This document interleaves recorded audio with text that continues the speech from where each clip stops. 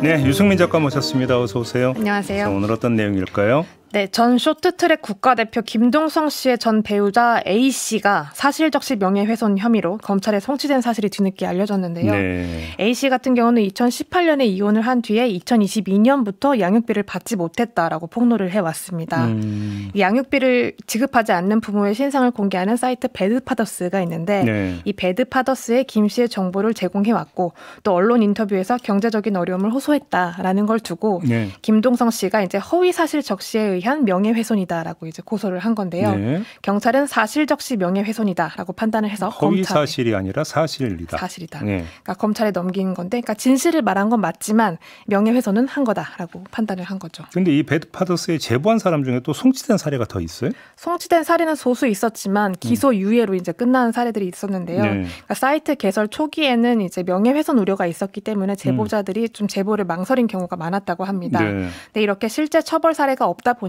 용기를 내서 제보가 늘어난 건데요. 최근 그 다른 사이트나 뭐 다른 경우에 이제 벌금형 판결이 나온 게 있는데 네. 전 배우자의 얼굴 사진을 들고 1인 시위를 했다가 공인이 아닌 양육비 미지급은 공적 사안이 아니다라고 벌금형이 나온 경우가 있었고 공적 사안이 아니다. 네. 또 다른 네이버 카페에 전 배우자의 신상을 올렸다가 벌금형이 또 나온 사례가 있었습니다. 그렇다 보니까 어디까지가 사실적시 명예훼손이냐에 대한 우려가 다시 생기고 있는 거죠. 초점 기준의 문제가 좀 있겠네요. 이러면. 네. 또 그 배드파더스 구본창 대표 같은 경우도 사실적시 명예훼손으로 거의 그동안 30건 가까이 고소를 당해왔는데요. 네. 그 가운데 2019년에 당했던 고소가 이제 당시 1심에서 국민참여재판이 열렸고 만장일치로 무죄 판결이 나왔습니다. 네, 그게 2심에서 뒤집히고 지난해 대법원에서 유죄 판결이 확정이 됐는데 네. 벌금 100만 원 그리고 선고 유예가 나왔다고 합니다. 구 대표 이야기를 한번 들어보겠습니다. 제가 명예훼손으로 29건 고소를 당했는데 그중에서도 검사가 어떤 거는 기소유예를 시켰고 어떤 거는 기소를 했단 말입니다. 기소한 검사에게는 당연히 사적 제재고 네. 기소유예시킨 검사는 공적 사안이라고 봤겠죠. 그다음 대법원에서도 있잖아요. 네. 이걸 확정할 때 공익성을 인정했습니다. 그럼에도 불구하고 사적 제재의 성격이 있다라고 해갖고 그러니까 이거는 경찰, 검사, 판사 어떤 시각으로 보냐에 따라서 결론이 달라질 수밖에 없어요.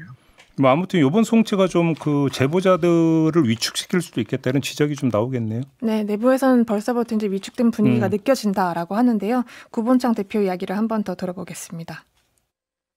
이번에 경찰에서 검찰에 송치한 근거가 두 가지인데요. 네. 하나는 배드파더스에 제보했다. 그다음 두 번째는 언론에 인터뷰를 했다는 거거든요.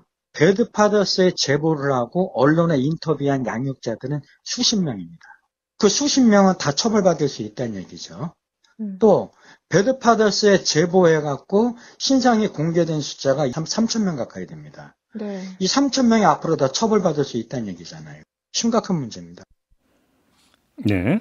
더 심각한 문제는 이제 현재 배드파더스라는 사이트에서 양육비 해결하는 사람들로 사이트가 바뀌었는데 대법원 판결 후에 사이트를 닫아둔 상태인데 그 동시에 이제 그동안 양육비를 받아오던 양육자들이 더 이상 양육비를 받지 못하게 됐다라는 하소연도 쌓여가고 있다는 점입니다. 그러니까 이게 이제 양육비 문제가 이제 사회적 문제가 된 게 좀 됐고 네. 여기서 이제 정부의 역할이 뭐냐라는 또 공적 담론도 좀 있었던 거 아닙니까? 그렇습니다. 그 빈틈을 어쨌든 배드파더스가 메워온 셈이 있는데요. 네. 지난해 여가부가 이제 한부모 가족 실태 조사를 했을 때 10명 가운데 7명은 양육비를 한 번도 받지 못했다라고 응답을 했습니다. 네. 결국은 소송밖에 답이 없는 건데 평균 5년에서 7년 정도 걸리는 소송이기 때문에 사실상 양육자가 이제 아이를 키우면서 소송을 할 수가 좀 현실적으로 없는 어려운 상황인 거죠. 네. 구본창 대표 이야기를 들어보겠습니다. 왜냐하면 이제 이거는 양육비를 안 준 아주 특이하게 나쁜 놈들이 있는 게 아니라 그 나쁜 놈들만 안 주는 게 아니라 대부분 안 주는 거잖아요. 법적으로 해결하는 게 쉽지 않기 때문에 이런 문제가 생기는 거잖아요. 미투라든지 학폭이라든지 양육비 미지급 이런 거에 대해서는 사실적시 명예훼손이 적용되지 않도록 법의 개정이 이루어져야죠. 그래요? 그러니까 형법 제 310조에 보면 이제 폭로한 내용이 진실한 사실이면서 오로지 공공의 이익에 해당할 때 처벌하지 않는다라고 적혀 있는데 이번 사건의 쟁점도 결국은 공공의 이익에 해당하느냐가 될 수 있다고 보고 있습니다. 결국은 이제 이게 사생활의 영역이냐 아니면 공적 관심 사안이 되는 거냐 이 차이인 거잖아요. 그렇죠. 간단히 이야기를 하면. 네.